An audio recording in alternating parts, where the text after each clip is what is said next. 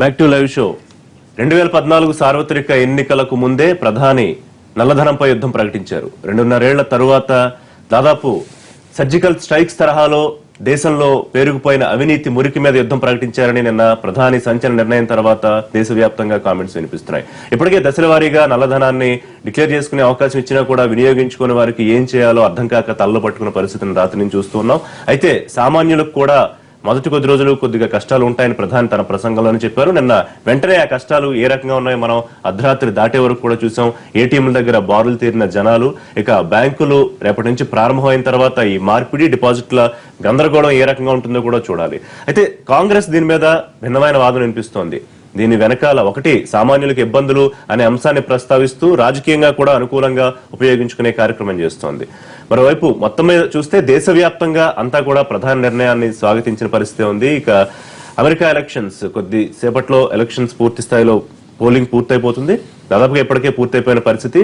Hillary ప్రస్తుతం ఆధిక్యంలో కొద్ది మేర ఆధిక్యంలో కొనసాగుతున్నారు. ఈ రెండు అంశాలకు సంబంధించి వాళ్ళ విషయంలో మాట్లాడదాం. మనతో పాటు సి నరసింహరావు గారు, సీనియర్ విశ్లేషకులు, ప్రముఖ సామాజిక రాజకీయ ఆర్థిక రంగంలో విశ్లేషణ చేస్తారు. వారు మనతో వాళ్ళు జాయిన్ అవుతున్నారు. కె ప్రభాకర్ రెడ్డి గారు, రిటైర్డ్ ఐఏఎస్ అధికారి, అలాగే పేరుచెర్ల రాజగోపాలరాజు గారు, రిటైర్డ్ బ్యాంక్ అధికారి, ఎస్బీహెచ్ లో వారు చీఫ్ మేనేజర్ గా వ్యవహరించారు, ఆర్థిక రంగ నిపుణులు. గోగినేని బాబు గారు, ఆర్థిక విదేశీ వ్యవహారాల సంబంధాల నిపుణులు, ప్రముఖ మానవతావాది. కొద్దిసేపట్లో కుటుంబరావు గారు మనతో జాయిన్ అవుతారు. రైట్, నరసింహరావు గారు, ఏ రకంగా చూడాలి? ఒక వాదన ఏంటంటే ప్రధాని మొదట్లోనే యుద్ధం ప్రకటించినప్పుడు 2.5 ఏళ్లు ఎందుకు వేచి ఉన్నారు? దశల వారీగా అవకాశం ఇచ్చిన తర్వాత ఒక్కసారిగా ఇంత హఠాత్ నిర్ణయం తీసుకోవడంతో ముఖ్యంగా బ్లాక్ మనీ ఉన్న బడాబాబుల కన్నా కూడా ఇమీడియట్ గా సామాన్యుల మీద భారం పడదా అనే వాదన. నేను రిజర్వ్ బ్యాంక్ ఒక ప్రకటన విడుదల చేసింది. విడుదల చేసిన దాంట్లో ఈ 2 నోట్లను రద్దు చేస్తున్నామని, రద్దు చేస్తా కారణాలు ఏంటంటే పాకిస్తాన్ నుంచి, విదేశాల నుంచి ఫేక్ కరెన్సీ వస్తుందని. ఫేక్ కరెన్సీ వస్తుంటే దాన్ని నిరోధించడంలో ప్రభుత్వం దాదాపు విఫలమైనట్టు అంగీకరించినట్లే లెక్క. ఆ ఫేక్ కరెన్సీ వస్తుంటే ఎందుకు వస్తుంది, ఎలా వస్తుంది, ఏ ఛానల్స్ ద్వారా వస్తుంది, వాళ్ళని వెంటనే పట్టుకుని వాళ్ళ మీద యాక్షన్ తీసుకోవడం అనేది జరగట్లేదు కనుక ఆ ఫేక్ కరెన్సీ అనేది వాళ్ళు చాలా ప్రముఖంగా ప్రస్తావించారు. అలాగే దేశంలో ఉన్న బ్లాక్ మనీని కూడా వెనక్కి లాగుదామన్న భావన. మోడీ 2 చోట్ల మొట్టమొదట ఫెయిల్ అయ్యాడు. 50 లక్షల కోట్ల విదేశాల్లో నల్లధనం మూలుగుతుంది. ఆ నల్లధనాన్ని తెప్పిస్తాను, నేను అధికారంలోకి వచ్చే మరుక్షణమే నల్లధనం తెప్పించి ప్రతి వాళ్ళ అకౌంట్లో వేస్తాను, ప్రతి కుటుంబానికి 1 లక్ష రూపాయలు 15 లక్షలు ఎంత వేస్తానని ఆయన చెప్పారు. ఎంత వేస్తానని చెప్పారు. అది జరగల. విదేశాల్లో నల్లధనం కోసం చాలా ట్రై చేస్తే ఏదో కొద్దిగా నామాత్రంగా కూడా రాలి అసలు. ఇక దేశంలో ఉన్న నల్లధనం మీద యుద్ధం ప్రకటించారు ఆయన. అంతకుముందు ఎవరైనా సరే నల్లధనాన్ని డిక్లేర్ చేసి వైట్ చేసుకోవచ్చు. దానికి 45% మీరు ట్యాక్స్ కట్టండి. ఇన్కమ్ ట్యాక్స్ కడితే 45%, మిగతా కూడా వైట్ మనీ అవుతుంది. 40% అంటే అసలు మామూలుగా ఇన్కమ్ ట్యాక్స్ 37%, 38% అవుతుంది మొత్తం కట్టాలంటే. ఇంకొక 10% కాబట్టి చాలా మంది కట్టారు. అది కూడా ఎక్కువ రాలా, 30% వచ్చింది. వాళ్ళ డబ్బుని హై డినామినేషన్ ఉన్న 500, 1000 రూపీస్ని 14 లక్షల కోట్లు ఈ రూపంలో ఉందని దేశంలో ఒక అంచనా, ఆర్బీఐ చెప్పిన అంచనా 14 లక్షల కోట్లు ఈ రూపంలో ఉందని. దాంట్లో ఎంత వస్తుంది? దాంట్లో ఒక 2 లక్షల కోట్లు, 3 లక్షల కోట్లు వచ్చినా బాగానే ఉంటుంది, గొప్ప విషయమే. కానీ వస్తుందా రాదా? అలా బ్లాక్ మనీ చలామణిలోకి వస్తుందా రాదా అన్నది పెద్ద సమస్య. ఇప్పుడు బ్లాక్ మనీ ఎక్కడ ఉంది, బ్లాక్ మనీ ఎలా జనరేట్ అవుతుంది, ఎవరి దగ్గర పోగుబడి ఉంది అన్న దాని మీద ప్రభుత్వానికి ఒక అవగాహన లేదు. ఆర్థిక నిపుణులని చెప్పుకునే వాళ్ళకు కూడా ఎవరికి అవగాహన లేదు. బ్లాక్ మనీ మనం కొన్ని ఉదాహరణలు చూద్దాం. చాలా మంది అధికారుల మీద దాడులు చేస్తూ ఉంటారు, ఐటీ సోదాలు జరుగుతూ ఉంటాయి. అలాగే చాలా కోటీశ్వర్లు, చాలా పెద్ద పెద్ద వాళ్ళ మీద కూడా ఐటీ సోదాలు జరుగుతుంటాయి. సినిమా నటుల మీద జరుగుతూ ఉంటాయి, ఇండస్ట్రీ వేస్ట్ మీద జరుగుతూ ఉంటాయి. జరుగుతున్నప్పుడు క్యాష్ ఎక్కడన్నా పట్టుబడుతుందా? బంగారం పట్టుబడుతుంది, ల్యాండ్ డాక్యుమెంట్స్ పట్టుబడుతున్నాయి, స్థలాలు పట్టుబడుతున్నాయి తప్ప మనీ పట్టుబడట్లా. అంటే నల్లధనం వాళ్ళ దగ్గర వాళ్ళ దగ్గర నల్లధనం బాగా ఉందనేది తేటతెల్లం. ఒక అధికారి దగ్గర 20 కోట్లు పట్టుబడిందంటే నల్లధనం ఏది? నల్లధనం అంటే అన్అకౌంటెడ్ మనీ ఉంది. కానీ అక్కడ అతని దగ్గర క్యాష్ ఎంత పట్టుబడింది? క్యాష్ ఒక 2%, 3% మించి ఎక్కడ పట్టుబడట్లా. అంటే నల్లధనం క్యాష్ రూపేణా లేదు. దేశవ్యాప్తంగా కూడా సర్క్యులేషన్ ఉంది. ఆ సర్క్యులేషన్ ఉంది, అన్అకౌంటెడ్ గా ఉంది. అది నల్లధనం అంటున్నాం. మనీ అంటే అది మనీ అంటే కేవలం నోట్లే మనీ అనుకుంటున్నారు మనవాళ్ళు. అది కానీ కాదు. నల్లధనం వాళ్ళ రియల్ ఎస్టేట్ లో పూర్తి నల్లధనమే ఆపరేట్ అవుతుంది. మొదట దెబ్బ పడేది రియల్ ఎస్టేట్ రంగమే. రియల్ ఎస్టేట్ రంగంలో, మైనింగ్ రంగంలో, ఇంకా కొన్ని రంగాల్లో పెద్ద దెబ్బ పడుతుంది అంటున్నారు. కానీ అది ఒకటి, నల్లధనం వాళ్ళ వెల్త్ జనరేషన్ లో, వెల్త్ క్రియేషన్ లో అది ఒక ప్రముఖ పాత్ర వహిస్తుంది. దాన్ని మనం కాదకూడదు. అందువలన ప్రభుత్వం చేయాల్సింది ముందుగా అసలు బ్లాక్ మనీ ఎక్కడ జనరేట్ అవుతుంది, ఎలా జనరేట్ అవుతుంది, ఏ కణాల వల్ల జనరేట్ అవుతుంది అన్నది ముందు కనుక్కొని అక్కడ అడ్డుకట్ట వేయాలి. పైగా మనకి ఇన్కమ్ ట్యాక్స్ కట్టంది మాత్రమే బ్లాక్ మనీ.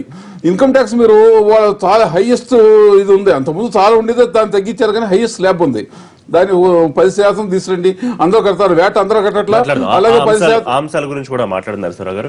బాబు గారు, మీరు ఎట్లా చూస్తున్నారు ప్రధాని ప్రకటించిన సంచలన నిర్ణయం? దాదాపుగా అమెరికా ఎన్నికల గురించి మొత్తం అంతా ట్రెండింగ్ జరుగుతూ ఉంటే సోషల్ మీడియాలో అంతా ఒక్కసారిగా అందరూ భారత్ వైపు చూశారు, అమెరికా వైపు కాకుండా. సో ఎట్లా తీసుకుంటున్నారు దీన్ని? అంటే మన దేశంలో జరుగుతుంది కాబట్టి మనం తప్పకుండా దీని మీద మాట్లాడతాము. But the attention is disproportionate because these steps are not adequate to address the problem of black money. అంటే నరసింహారావు గారు చెప్పినాక నేను చెప్పాల్సిన అవసరం లేదు. బ్లాక్ మనీ ఏ రూపంలో ఉంది, అన్అకౌంటెడ్ మనీ అన్నది క్యాష్లోనే ఉందా అన్నది మొదటి ప్రశ్న. రెండవది, లార్జ్గా మన ఎకానమీ అన్నది ప్లాస్టిక్ మనీ వైపుకి, క్యాష్లెస్ ఎకానమీ వైపుకి వెళ్ళలేదు. వెస్టర్న్ కంట్రీస్లో అది ఉన్నది. సో అక్కడ చేయటం వేరు, ఇక్కడ చేయటం వేరు. ప్రధానమంత్రి గారు కొన్ని కోట్ల బ్యాంక్ అకౌంట్లు ఓపెన్ చేయించారు అందరితో, అవి యూజ్లెస్గా పడి ఉన్నాయి. అంటే people have not move to using the banking system. Banking system అందరి అందుబాటులో లేనప్పుడు, మన ఎకానమీ అంతా కూడా క్యాష్లోనే నడుస్తూ ఉన్నప్పుడు దెబ్బతీసేది ఎవరిని, దెబ్బ తినేది ఎవరు అన్నది మనం ఒకసారి జాగ్రత్తగా చూడాలి. ఇంకోటండి, ఇదేదో మొదటిసారి జరిగింది భారతదేశంలో అన్నట్టుగా చెప్తూ ఉన్నారు. నిజానికి 1954లోనే 1000 రూపాయల నోట్ ఇంట్రడ్యూస్ చేశారు ఆర్బీఐ. నేను స్కూల్లో ఉన్నప్పుడు నాకు గుర్తు, మేము పేపర్ చదువుతా ఉంటే 1000 రూపాయల నోటు విత్డ్రా చేశారు, ఇందిరాగాంధీ గారు అనుకుంటా, I'm not sure which government. అంటే మా ఇంట్లో నవ్వుకున్నారు, ఈ నోట్స్ విత్డ్రా చేస్తే బ్లాక్ మనీ పోతుందా, permit control, licence control quota రాజుని తీసేయాలి ఫస్ట్. అంటే మీకు ఒక స్టీల్ ప్లాంట్ విలువ అంతా కూడా ఒక కాగితం మీద ఉంటుంది. Permission to operate steel plant is your money. దాన్ని ఇంకెవరకు అమ్ముకోవటం, అక్కడి నుంచి బిజినెస్ చేసుకోవటం, ఇట్లాంటివి చేస్తాం. ఇప్పుడు మారిషస్ నుంచి వచ్చే డబ్బులు, లేకపోతే సింగపూర్ నుంచి వచ్చే ఇన్వెస్ట్మెంట్లు, ఇవే కదండి బ్లాక్ మనీని రీసైకిల్ చేసేది. So we have to be very careful. భారతదేశంలోకి రీసైకిల్డ్ బ్లాక్ మనీ రావటం క్యాష్ ద్వారా రావట్లా, ఇన్వెస్ట్మెంట్ రూట్లలో వస్తుంది, అఫీషియల్ బ్యాంక్ ట్రాన్స్ఫర్స్లో వస్తుంది. But this will certainly address to an extent the problem. ఎట్లా అంటే, ఒక ఎమ్మెల్యే గారి ఇంట్లో ఇటుకరాళ్ళలాగా డబ్బులు కట్టలు పేర్చున్నాయి అని బొమ్మలు చూస్తూ ఉంటాం చూడండి టీవీలో. ఏదో ఎడ్యుకేషనల్ ఇన్స్టిట్యూషన్ నడుపుతున్న వాళ్ళ దగ్గర, లేకపోతే స్వామివారు ఏదో 9 కోట్ల రూపాయలు నేను ల్యాండ్ కొనుక్కోవటానికి ఇక్కడికి వచ్చానని బాలసాయిబాబా, వీళ్ళందరూ డబ్బులు మూటల్లో తిప్పుతున్నారు చూడండి, వాళ్ళని ఆపటం వరకు పనికి వస్తుంది. బట్ ఓవరాల్గా మన ఎకానమీలో బ్లాక్ మనీ రోల్ని తగ్గించడంలో it has a limited role. మనము ఇండివిజువల్గా, నిన్న నేను ఏటీఎంలో డబ్బులు విత్డ్రా చేసుకున్నాను, నాకు 1000 రూపాయల నోట్లే వచ్చినాయి. Exactly. But what is marvellous is, ఇన్ని లీకులు ఉన్న ప్రభుత్వాల్లో ఇది మట్టుకు అత్యంత గోప్యంగా ఎఫిషియెంట్ గా చేయగలిగారు. That roll out is very good thing. It shows government when it wants can keep things secret. అంటే ఎంసెట్ పేపర్లు లీక్ అవ్వటం ఇవన్నీ కాకుండా చేయటం కూడా ప్రభుత్వాలకు వచ్చని అంటే జరగట్లేదు అంటే దానికి కారణం ఏంటి, దాని వెనక ఎన్ని డబ్బులు ఉన్నాయి అన్నది కూడా ఆలోచించాలి. That is why I'm mentioning it. When government is capable of some things where it has not implemented it, who is gaining from that? ఇవి. బట్ బ్లాక్ మనీ కాజెస్ అన్నవి చాలా ఉన్నాయండి, అవి స్ట్రక్చరల్, వాటిని అడ్రస్ చేయాలి.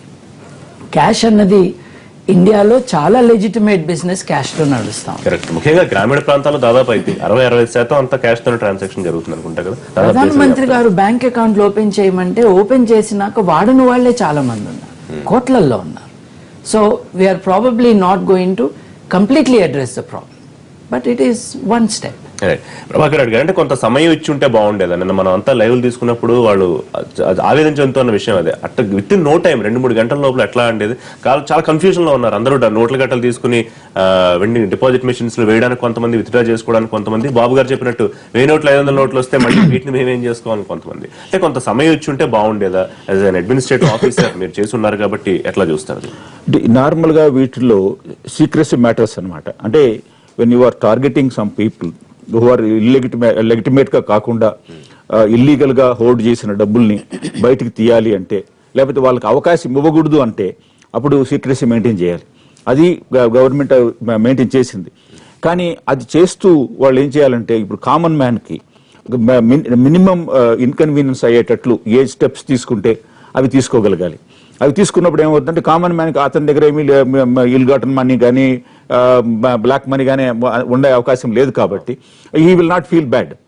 అది మనం ఒకరిని టార్గెట్ చేయబోయి ఇంకొకరిని హర్ట్ చేయకుండా ఈ ప్యారలల్ ఎకానమీలో బ్లాక్ మనీని సరిగ్గానే మనం ట్యాకిల్ చేయగలిగితే India definitely will have better future. ఇప్పుడు మనకి ఏమైందంటే, మన దేశంలో వాల్యూ సిస్టమ్ తీసుకుంటే ప్రతిదానికి 2 వాల్యూస్ ఉంటాయి. ఇది నువ్వు లెజిటిమేట్ గా పే చేయాలనుకుంటే అది అవకాశం ఉండదు. నువ్వు ఇప్పుడు ఒక ఇల్లు కొనుక్కోవాలి, ఇల్లు ఎంత అంటే అది ₹1,00,000 అంటే ఇంకో ₹1,00,000 బ్లాక్ ఇవ్వాలి అని. సో దాని వాల్యూ లెజిటిమేట్ గా ఇచ్చి అతనికి కష్టం అవుతుంది. సో దాన్ని సర్ప్రైజ్ చేసి దానికి తగ్గించాలి అంటే ఈ స్టెప్స్ తీసుకోవాలి. దీంట్లో కామన్ మ్యాన్ కి కొంచెం ఇన్కన్వీనియన్స్ అవుతుంది నెక్స్ట్ ఫ్యూ డేస్ లో. దాన్ని how best they can solve it అనేది చూడండి. అంటే 1-2 రోజులు, అంటే చాలా మంది 1 నెల 2 నెలల సమయం ఇచ్చి ఉంటే బాగుండేది అంటారు. బట్ అంత కాకపోయినా 1-2 రోజులు ఇచ్చినా కూడా ఇబ్బంది అయి ఉండేదా? అంటే ఏదైతే టార్గెటెడ్ గా వెళ్తోందో గవర్నమెంట్ అవకాశం ఉండి లక్ష్యం ఫుల్ఫిల్ అయి ఉండేదా కాదా? అంటే బ్లాక్ మనీ ఉన్న వాళ్ళకి వెసులుబాటు దొరుకుండేదా? దొరికిండేదేమో. ఇప్పుడు మనకి యాక్చువల్ గా మీకు హైదరాబాద్ లేకపోతే చిన్న చిన్న ఊర్లలో కాదు ఇక్కడ దీనికి మన టార్గెట్. బాంబే, కల్కటా లాంటి బిగ్, అక్కడ more money circulated there in bags లో దొరికింది అంటుంటారు చూసారా, ఈ హవాలాలోను ఇవన్నీ. వాటికి హౌ టు రీచ్ దెమ్ అనేది టార్గెట్ అన్నమాట. ఇప్పుడు దీంట్లో చిన్న చిన్న ఇది కష్టాలు రావడం. If you can catch them, వాళ్ళు ఎవరన్నా మనకు అందుబాటులోకి రారు, కానీ యాక్చువల్ వాళ్ళ ఎక్స్పీరియన్సెస్ ఏంటో తెలుసుకుంటే మరింత ఇంట్రెస్టింగ్ గా ఉంటుంది. రైట్, రాజగోపాల్ రాజు గారు, as a retired chief manager of SBH, ఎట్లా ఉంటుంది రేపటి నుంచి? ఫుల్ రష్ ఉండే అవకాశం ఉంటుంది బ్యాంకుల్లో. సరే, ఎంతవరకు మీరు కస్టమర్స్ కి, కన్స్యూమర్స్ కి ఇబ్బంది లేకుండా చేయగలుగుతారని అనుకుంటున్నారు బ్యాంకులన్నీ? దీనికి ఒక విషయం చెప్పాలండి. టోటల్ బ్యాంకింగ్ సెక్టార్లోనే 1991 నుంచి 2010 వరకు ఎలాంటి రిక్రూట్మెంట్ జరగల. ఇప్పుడున్న సర్వీసెస్ చేయడానికి సిబ్బంది సరిపోవట్లా. షార్టేజ్ ఆఫ్ సిబ్బంది మూల ప్రజలు కానీ కస్టమర్లు కానీ చాలా విపరీతమైన టెన్షన్ పడుతూ ఉన్నారు. ఇప్పటికే పెద్ద పెద్ద క్యూలు ప్రతి బ్యాంక్ ఎదురుగుండా కూడా చూస్తున్నాం. ఎంత ఏటీఎంలు పెట్టినా, ఎలాంటి ఇంటర్నెట్ బ్యాంకింగ్ పెట్టినా, ఇంకోటి పెట్టినా కూడా బ్యాంకుల్లో కూడా పర్సంటేజ్ పెద్ద తగ్గలేదంటారా? బ్యాంకులకే వచ్చే చేసేటైతే ఎక్కువగా ఉందండి. అయితే మనం గ్రామీణ రంగంలో కానీ ఇలా బ్యాంకులకు వచ్చి తీసుకునే పద్ధతి కానీ ఇంకా మన వాళ్ళంత ఎదగల. బాబు గారు చెప్పినట్టుగా కానీ, నరసింహారావు గారు చెప్పినట్టుగా కానీ, ఇదేంటంటే అది ఎదగాలి అనుకుంటే, ఆ స్థాయికి ఎదగాలనుకుంటే ఈ పరిస్థితుల్లో చాలా బాగుండేది. ఏం లేకుండానే వీళ్ళు ఒక యాక్షన్ తీసుకున్నారు. ఆ యాక్షన్ వల్ల వీళ్ళు ₹2,000 మాత్రమే మార్పిడి చేసుకునే అవకాశాన్ని 4,024వ తారీఖు నుంచి అవకాశాన్ని పేపర్లో వచ్చింది ఇవాళ.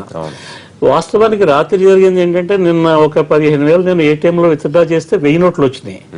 నాకు రాత్రి మళ్ళీ స్క్రోలింగ్ చూసాక నాకు ఏమనిపించింది, ఈ 15,000 నోట్లను ఎలా మార్చుకోవాలన్నది నేను బ్యాంకులో పనిచేసినా కూడా నేనే వరి అయ్యాను.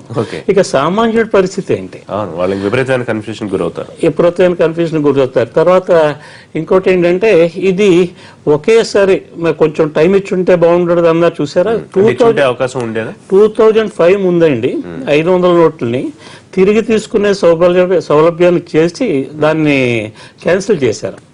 అయితే 2005 ముందు నోట్లు తర్వాత నోట్లు గుర్తుపట్టే ఆ నిపుణతని కూడా ఎంప్లాయీస్ కి సరైన ట్రైనింగ్ ఇవ్వలేదు, ఆ మెషిన్లు కూడా అమర్చలేదు. ఆ విధంగా 2005 ముందు నోట్లు కూడా ఇంకా చలామణిలోనే ఉన్నాయి. అలాంటిది అదో ఒక వెసులుబాటు ఇచ్చి చేసుకున్నట్లయితే చాలా బాగుండేది. అయితే గవర్నమెంట్ చేసినది ఇది ఆహ్వానించదగ్గ పరిణామం. ఇదేంటంటే బ్లాక్ మనీ వాళ్ళ మీద కబంధ అస్త్రాల నుంచి ఈ సంపదను బయటికి రాబట్టే ప్రయత్నాన్ని స్వాగతిస్తున్నాం. చూద్దాం, చిన్న బ్రేక్ తీసుకుందాం. బ్రేక్ తర్వాత ఎంతవరకు నకిలీ కరెన్సీని అలాగే ఉగ్రవాదానికి అంతో ఆర్థిక సాయాన్ని అరికట్టే అవకాశం